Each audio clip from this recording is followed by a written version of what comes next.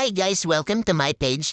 Ang gagawin natin ngayon ay prawn sotanghon. Paano ba gawin? So watch nyo po hanggang dulo. Ito po yung mga ingredients natin: bawang, sibuyas, carrots, repolyo, prawn, at yung pampasarap natin, chicken powder. Pag wala kayo sa bahay nyo, ito lang muna: magic sarap, oyster sauce, vitsen, kaunting sugar. Kung meron po kayo black soy sauce at premium soy sauce, maglagay din kayo, at saka toyo, saka sotanghon.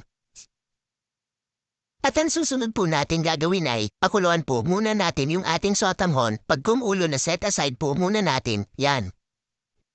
Habang inaantay po natin kumulo yung ating sotanghon, mga lodi, at pag naabot mo ang part ng video na ito, please comment below, mga lodi, para alam ko saan nakarating ang video na ito, at huwag kalimutan mag-share, like and follow ng aking page para lagi po kayong updated sa mga bago kong upload na mga video.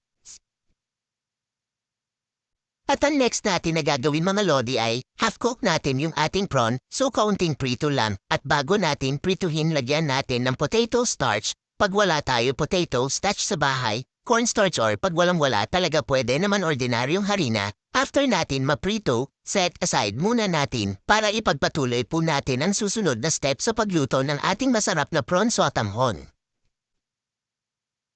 Habang tapos na natin prituhin yung hipon, maggisa na po tayo ng ating bawang, sibuyas, at ilagay po natin yung hipon at yung sotanghon at mushroom. Lahat ng ingredients pagsamasamahin po natin: oyster sauce, soy sauce, chicken powder, or pag wala magic sarap, siyempre maglagay din tayo ng tubig. Depende sa dami ng ating sotanghon, dahil matako po sa tubig ang sotanghon. At black soy sauce natin, premium soy sauce, sugar kaunti lang, vitsen, at ilagay natin ang gulay, repolyo, carrots, at takpan po natin.